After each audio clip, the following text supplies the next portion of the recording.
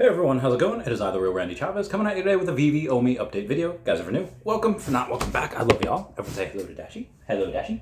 Commenting, liking, and subscribing is a free way to help support the channel. Non-free ways are Patreon and smashing that super thanks button down below. And become a member, there's lots of perks. Also, ratex.eth domain name. So we will start off with OMI. On the day, we're up about 1.6% to 000639 at about 756,000 in volume. Not as good as yesterday when yesterday we had like 1.2 million in volume. It was just right, you know, Alibaba had been announced. Somebody just thought that was super awesome, and then they go up. I haven't done really a whole video on it, so I'll go and do something on that in a little bit. But it does look like we are in the early bull market. I want to show you guys something real quick. Plan B over on the Twitter showed us this chart, and you could tell the blue, or the dark blue, as you see there, does tend to be historically early bull market. That seems to be, we are deep into that now. Looks like we might have that for another couple quarters, and then off to the races, or at least that's what the trends have been since the inception of Bitcoin. But again, like I said, on that news that Alibaba was, we had partnered with them, at least on their cloud services, but we'll get more into that in a second. Somebody just straight up bought like 40 million OMI and like, oh, let's go. And then obviously people were selling because they were up like 10% and like in like 30 seconds, it came back down, and that's where we are today. So I was messaging a couple of whales before that are gonna join me at a little vacation I was gifted from Squid Cat and Turtle Golf. It is part of the Golden Dragon staking, where somebody else had won it, but they're like, hey, give it to Randy. I was like, okay. And what we're doing there is we're getting a couple people to go, and we're gonna buy a couple of those Golden Dragons at some point. If you don't know anything about that staking, message Squid Cat or Turtle Golf over on the Twitter. They'll tell you all about it on how you can stake. You can basically list it for 88,000 OMI, and then what you do is they'll gift you OMI in your Veve app wallet every single. They'll do that every single month. It's really cool at what they do. Anyway, long story short, we were firming up plans, and then they asked me about Alibaba and just, what do you think? What's the community consensus? Well, I wouldn't say fudders. There are a lot of people that are really downplaying this, saying, oh, well, people think that it's just the cloud service. And I'm gonna be straight with you guys. If it was just the cloud service, there's no way that Alibaba would go and say, yeah, we're gonna pick Veve as one of the 10 companies that we choose for a ceremonial signing. There's no way they would do that for the cloud service. Why? Because the cloud service, something like that here in America for AWS, for what Veve has, would cost less than $10,000 a month.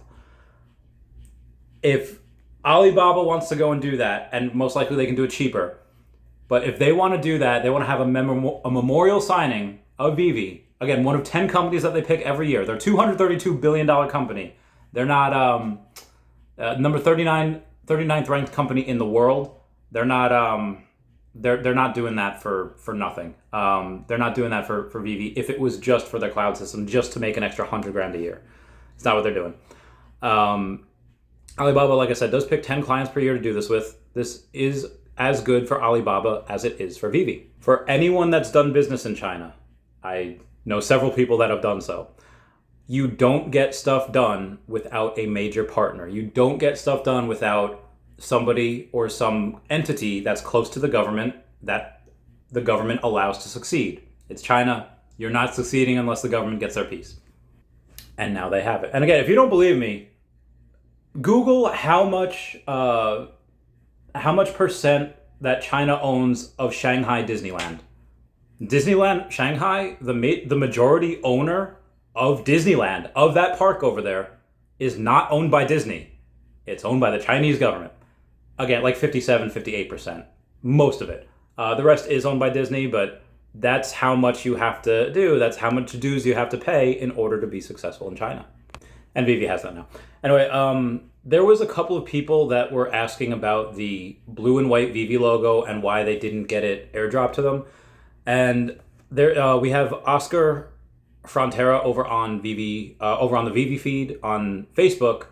He was one of them, and he shared this email saying, hey, Oscar, thanks for reaching out and for your patience on this matter. Please note, as part of the DCON kickoff party verification process, users were asked to enter the correct Veve account information for all involved parties.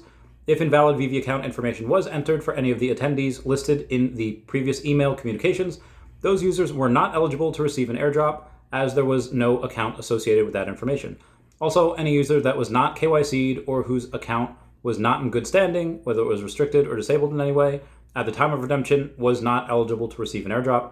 Per the team, all Veve logo airdrops have been delivered to the accounts that were deemed eligible, and there are no plans to mint or deliver more logos at this time. Appreciate your understanding. Thank you for being part of the Veve fam. Kind regards. And that's just what it was. Oh, also a little bit more on Shanghai and Alibaba.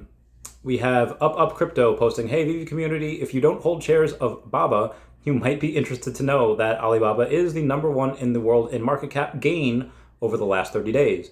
I wouldn't have guessed this partnership, and it's a massive one. Let's go. And from CoinGraph News, just in Shanghai to release plan on innovation and development of the blockchain industry. Oh, I had shout out to Lori Brenner for setting something up for me, having to do with Al Kahn and something else. And I was messaging a buddy talking about Al Kahn, and if you Google Al Kahn, what is the first video that shows up? Oh, it's me. It's the real Randy Chavez. I just thought that was fun. Moving on. I should have just made this a whole just Alibaba video. We have Matt Skal over on the Twitter, or Matty Boom Boom, saying, for those of you discounting the MOU Veve signed with Alibaba Cloud because, it's just an MOU, which is basically just a letter of intent, you should research Chinese civil law. Since an MOU in China has a more binding character, Chinese business people view the MOU already as a real contract and thus have no interest in renegotiating the deal in a second contract. If you go and Google it, you say, quote, however, when an MOU is signed under Chinese civil law, the importance of the document becomes much higher. For example, when the foreign party is acting in bad faith, the MOU can be enforced under the Chinese legal system. This is different from any common law MOU. It continues on and says, therefore, a common mistake is that companies originating from a common law country will not fight too hard on the details of the MOU. The reasoning is that the MOU is just a prelude to the real contract, since an MOU in China has more binding character. Chinese business people view the MOU already as a real contract and thus have no interest in renegotiating. That's what I just said. Moving on, Disney has announced a new comic saying, set 100 years in the future. This story was inspired by the animated short Lonesome Ghosts, which premiered on 24 December 1937. That was quite a number of years ago already. And if you go and you take a look at that, oh, hey, ghosts, spoopy. I kind of would like this a little bit more in the Halloween area. I believe Universal, I'm not going to call them out too much. I want Universal monsters. I want Frankenstein. I want the Mummy. I want all these. I want Dracula. Can we get those, please?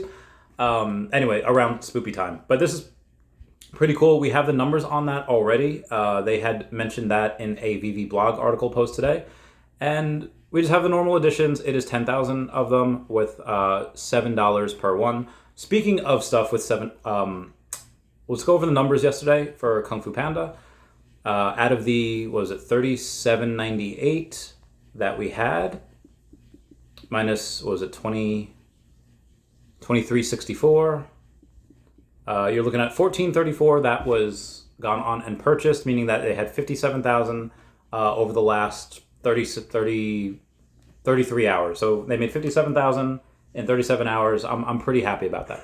We do have an Incredible Hulk drop tomorrow. It is a Incredible Hulk number 1962. Which one is this? This is Joe Fixit? No, it's first appearance of Talos the Tamed. Rick Jones, the Hulk's oldest and for a long time only friend, is tying the knot with Marlo Chandler, but the wedding gets cut off when Talos and a Kree nearly start a fight when an unexpected guest arrives, the devious Mephisto, who wants nothing less than Marlo's soul.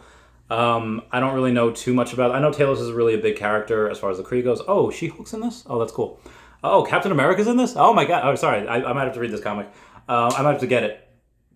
I don't know too much about this comic. I know that it is... Well, we get it in about 15 hours, and there appear to be 7,500 of them, so it means $71.45, and the price is $7. Does that do well? Quite possibly. But speaking of comics, Thrawn almost sold out today. That Thrawn comic from like a couple months ago, that one was weird. That one would have sold out much, much sooner had they not capped it at, I think, 12 per person. You're not allowed to buy, I think I only bought like 3 or 4 from the store. But yeah, they capped it at like 12 per person, and they would have sold out much, much sooner. I think the reason why with that is because there's not a lot of people who really know who Thrawn is unless you really watch the animated series back in the day. Like, you've heard it sprinkled here and there in not the Ahsoka series, in like the Mandalorian series, and he'll probably be a very big part in the Ahsoka series, which starts next month.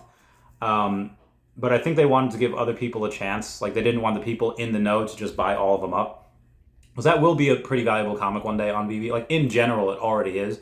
Ask Sleeping Comics about that. He knows all.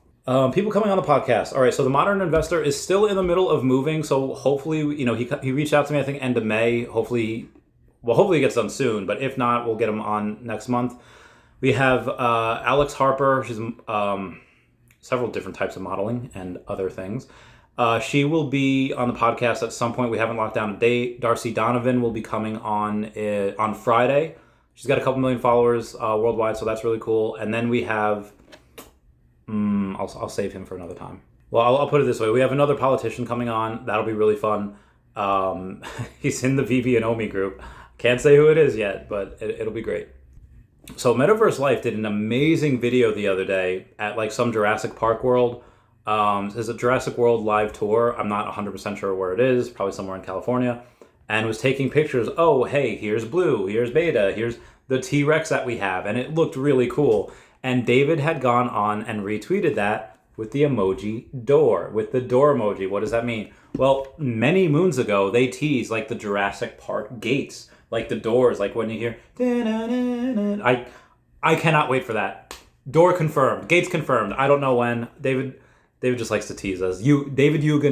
Speaking of which, we have Energy Tour going on. I think David might have just liked this or put a heart and not necessarily looked at the whole thing, because he put Amazon plus, I don't even know what, Amazon plus, I think that's Alibaba, plus infinity squared equals Veve.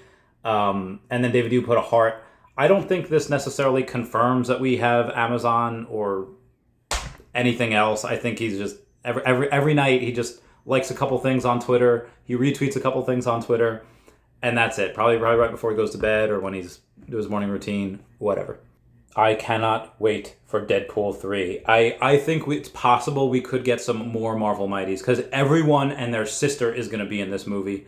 And obviously you just saw Hugh Jackman in the classic Wolverine suit.